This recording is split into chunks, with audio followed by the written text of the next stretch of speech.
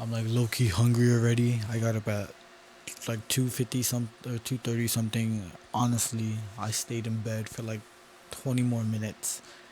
We're not clocking in right now. This is more of our educational purposes. Like I said, I'm documenting. I'm documenting. As you can tell, it's early in the morning. I got ready and everything at 6 o'clock, so I'm way earlier. But I'm gonna finish out this video here and continue. It's not that much. It's just a little bit more notes. I was already watching it beforehand. Forgot to get the camera on, which bam, something else I need to work on. Getting the camera on. This one only has 1 hour left. The card. So I'm actually gonna clear this card first before I continue. It's not how much. There's like 10 minutes left of the video. So we can finish that on this card, and then I'll transfer cards. But actually, let me clear this card real quick because we need it. We need it all. What pictures are these?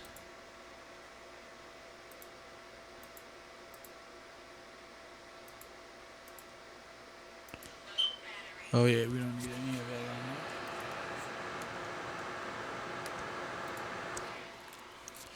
Yeah, I'm very hungry, but I'm like I gotta get to this first. I know I'm carrying my freaking microphone, which is definitely a little different than usual. Than usual. I don't know why my voice is cracking. Maybe it's a testosterone increase.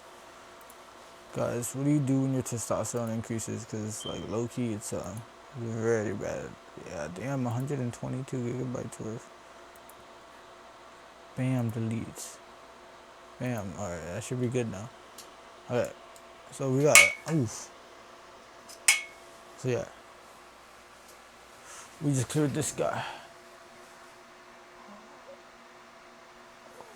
Uh-huh.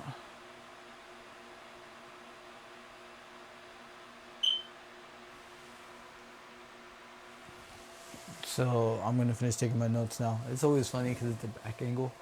I'm not really too sure what other angle I can really get. I gotta test things out. Maybe like that. Yeah, I'm not too positive what other angles I got.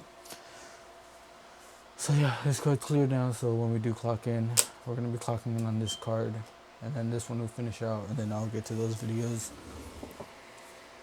Oh, let's go ahead and just finish taking our notes. How many people who are making their first 10K, first 100K, first $1 million month, so I can remember what it's like to be at each of those levels, so that I can make sure that what I'm saying is contextual to the current constraint of the business that you're in. And I'll give you a super tactical example of this in companies that we still to this day who do tens and hundreds of millions of dollars in revenue. Is that I know, just like you do, if I get a green text that clearly is from a chat interface for a sales rep or an automation, I'm way less likely to respond. If I get an iMessage, I'm an Apple user, and so I know that this is a real person on the other side. And so what do you think I have our sales team do? Oh, Do we use the interface or do we do the unscalable? Yes, guess what? We send a personalized voice note. We send a personalized video. We send it via iMessage from a personal phone. Now, does it mean that they have to have a personal phone? No, I don't need to use their phone. I can buy them an iPhone. Again, there's leverage. There's leverage. In the beginning, you're like, what am I going to do? Buy everyone an iPhone? Well, eventually, yes. But in the beginning, you don't have money, and that's okay. But you eventually, think that yes. something isn't scalable because you don't have the context from which to scale it. But if you had unlimited money and unlimited talent, you absolutely could scale it. And Oh, so just don't okay. use that as the excuse to not do the thing that you know would work better, because you have to be more efficient per lead, per opportunity when you're small. And so you have to pull out all the stops. Gary Halpert has this amazing story about this. He says, whenever I want to write a sales letter, I imagine that I can only write one letter for my life or I'm going to die. And so he says, if I actually starts with that hypothetical max, saying, if that's what I had to do, what would I do? He's like, well, first, I would have a handwritten envelope that I would handwrite the name on it. I'd have a stamp that I would lick and put on it. On the inside would be a handwritten letter from me, and then the words themselves would be all these things, and I'd have some lumpy thing in there. And he starts at the hypothetical extreme, because if you only have enough money to send 100 letters, then fucking handwrite all of them, right? Now, over time, you're like, okay, this worked. How do I scale it? But guess what? Now you've got the sales from Hypothetical. you writing 100 letters, and guess what? You have the skill of writing 100 of those letters, and all of a sudden you start to develop a system for how you write those letters. And you expand your Oh, capacity you to see, 500 letters, make a and you system. 5x your income. And you're like, okay, now what are the elements that of my unscalable solution that had the highest effect or impact on the throughput? Well, 80% of the stuff didn't have as much of the impact. This 20% did. I can use cash from my earlier, less scalable thing to create more leverage in the more scalable thing and get 80% of the effect and 10 times the output. So it still makes sense. And so you always are going to lose efficiency at scale. But the question is, in the beginning, start with the absolute most efficient process. And this is fundamentally the opportunity for all starting or smaller businesses. And when I say small business, I'm saying 10 million and under. All right, so don't get your ego all up like, oh, 7-figure entrepreneur. I don't give a shit. The point is that you're not Apple, you're not a $3 trillion company, you're not Microsoft, right? So you can do things that they can't. That is the advantage of the small business, and that is why there will always be small businesses, because they can do things that big businesses can't because they don't scale. But the fact that they don't scale 100% is 100% your opportunity to beat them. If you're not doing this, it's like getting dealt pocket aces and then choosing to fold because you're saying, I can't have pocket aces on every single turn because my next turn I might not get it. And so I have to not use them now. You have them in this chapter. So use them. Use what you've got. The first rule of entrepreneurship, use what you have. And if you have an advantage, if you're the small fish, then that's the advantage you play. Now, if you become a mid-fish, then you have other advantages. You have resources, you have a little bit of reputation, and you use those resources to leverage up. So now that I've talked about scaling the unscalable, hopefully you're sold on that concept. There's two frameworks that I introduce you. One is the sales to delivery continuum and understanding the dynamic between both poles. And secondly, the done for you, done with you, do it yourself pyramid. So the first thing is understanding something that I called in the offers book, the sales to fulfillment I continuum. have these books. And basically, the sales to fulfillment continuum states that the easier something is to sell, the harder it is to fulfill in general. Now, the only main exception to this is technology. But when it comes to services, it's usually, if it's really easy to sell, it means, hey, I'll do everything for you no matter what. Very easy to sell, very easy to make that promise, very hard to deliver on that promise. Now, the other side of that is that if I said, hey, you have to do it all yourself, then that's something that's very hard to sell, but very easy to deliver on. And so what I find interesting is that the vast majority of people who are starting businesses try to start on the thing that's the hardest to sell, and I think they have it wrong. I think they have it backwards.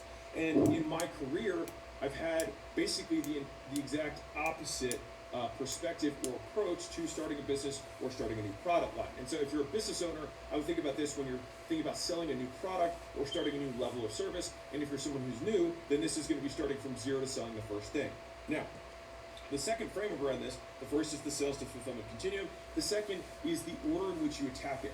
And so the way that I recommend doing this is following what I call, like the Tesla model, which is you start at the top of the pyramid with the most expensive thing first. This is typically done for you.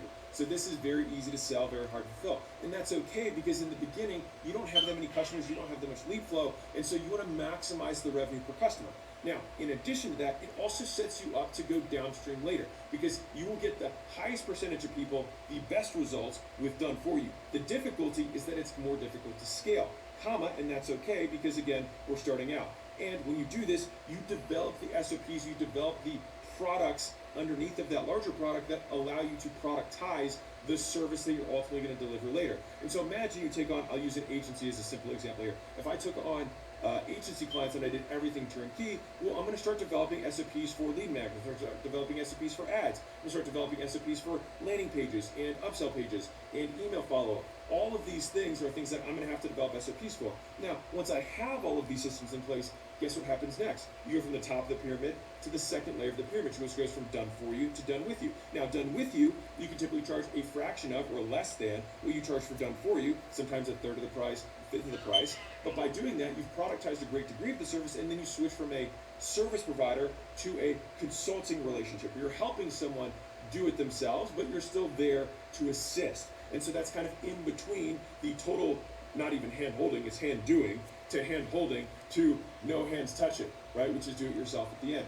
And the thing is imagine the opposite version of this. So from a branding perspective, you've positioned yourself, you've price anchored the most expensive version of your service that has the highest results with the best customers. And so you already have this strong association at the top of the pyramid, which then allows you to go and say, hey, listen, I have 10 private clients. They all pay me $10,000 a month to do whatever it is, and I have a lot of you guys who are asking me, but you don't necessarily qualify for my private client service. And so I decided to take all the stuff that I have for my private client service and make it available to you, and I'll help you walk through the process that I walk through with them. But instead of me doing it, you can do it for yourself, but I will be there every step of the way. And by offering that, you are able to sell 10 times the amount of people, because the amount of hand holding in terms of support that you have to offer is 1/10 of you literally doing it. Now, from there, again, you say, hey, there's a lot of people who know my private clients, they can't necessarily afford that, and they can't afford this thing, but they're enterprising and they want to take things on their own. And so I take all the SOPs and stuff and I will give them to you so you can just follow along and do it on your own, and that's 1/10 or 1/3 of the price of my done with you. And so I prefer the top-down approach to the bottom-up approach, because let's play it the other way.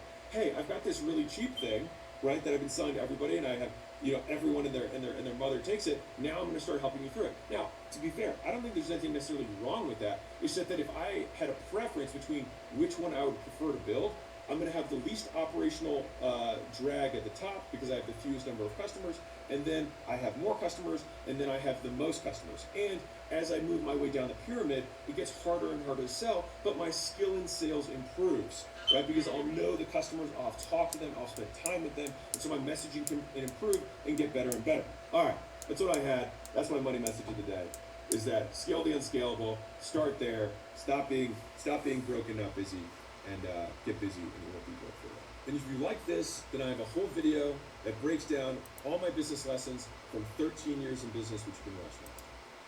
Here are brutally honest truths that will give you. Alright, session's done. Told you it was like 10 minutes, 11 minutes, so this is gonna take a cut off, and then we're gonna switch and to work and start editing. Oops, focus on the wrong face. That's so funny. I focus on Mosey's face.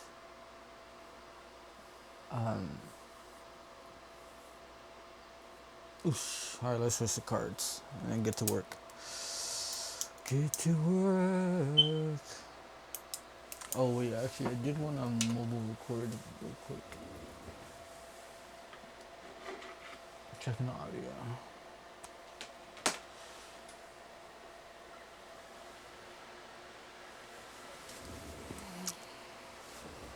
Lesson.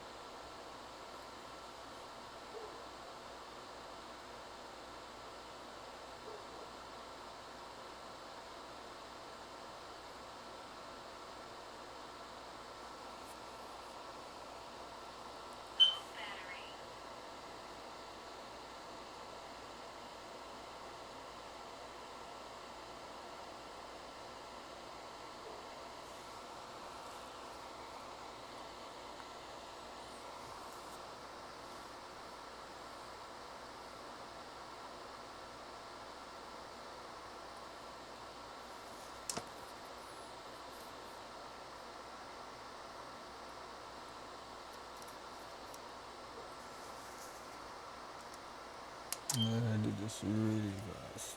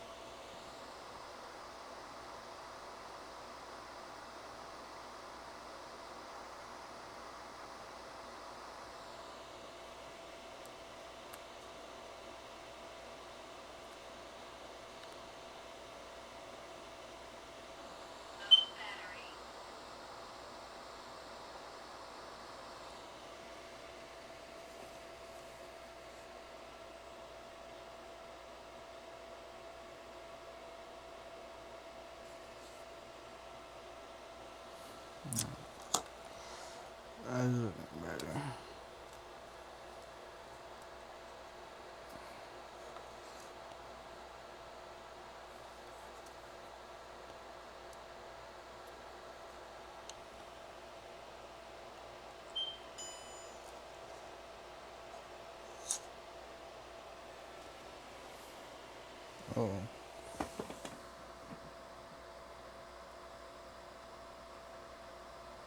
that's actually gonna be a different issue, huh? I think so.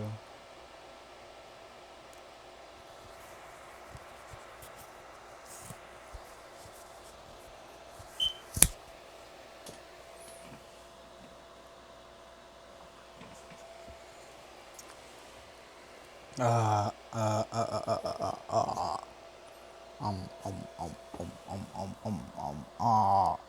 Um, just like that. What's up? So, let's talk about distraction real quick.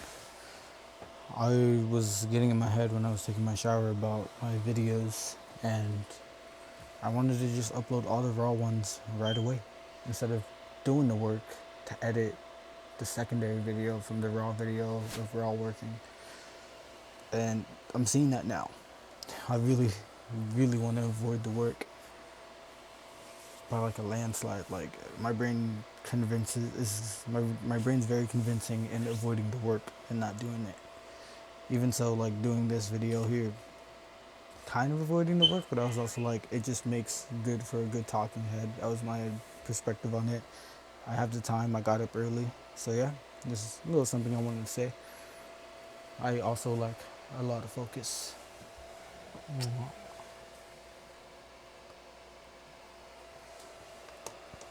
Should I do another one? We're at 18, 20. We don't have that much time. 21% too. I charge the camera. Hey, hey. I actually did not charge my camera enough. Guys. That's crazy because, yeah.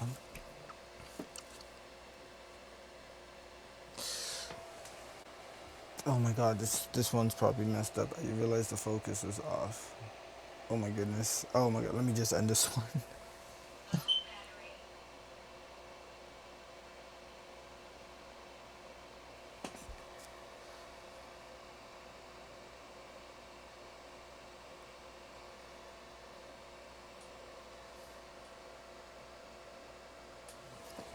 Damn. Hopefully it's recording. If it's not, we're cooked. But low key being consistent creates other issues. The more you get into it, the more other issues you run into.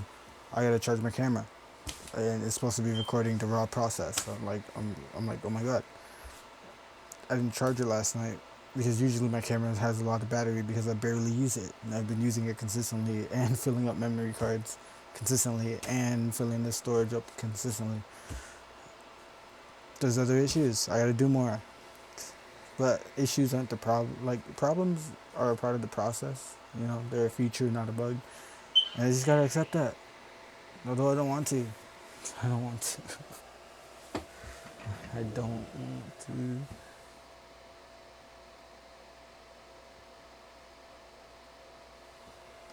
I don't even know if that one recorded, bro.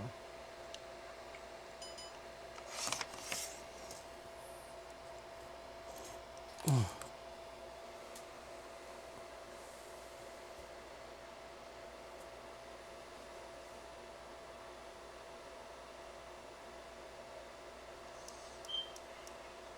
my god, this one's probably messed up. I realize the focus is off.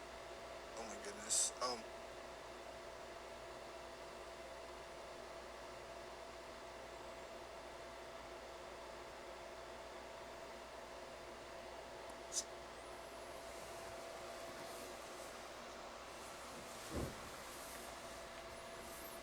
Once again, I ran into another issue. I thought I just recorded a video. Didn't happen. I guess I missed the record button. That's already the second issue as of right now.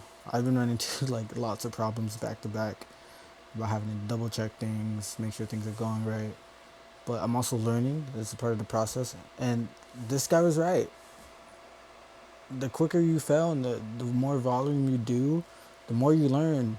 Like it's fat. Like it's slow. It is a faster rate of learning. This guy was absolutely right about that. So now I'm learning all these little things. You know, I'm praying my camera doesn't die right now. This is at like 5%. Not my phone. That camera over there. It's also recording me recording my. That's so dumb.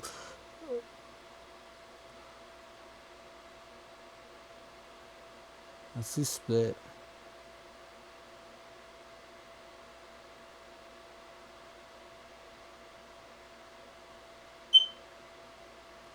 Uh, it's still doing this microphone, right? So I just realized that like my camera, because this is my camera here is recording the behind the scenes for the regular channel, right? Or the regular long videos. It's raw. It's just me working.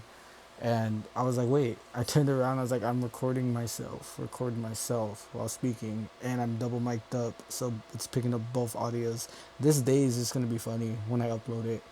This is probably like day 5 raw. Like the raw version of day 5 is gonna have just this portion here. It's the quality contrast. It's crazy. I don't know why it looks so orange on my phone, but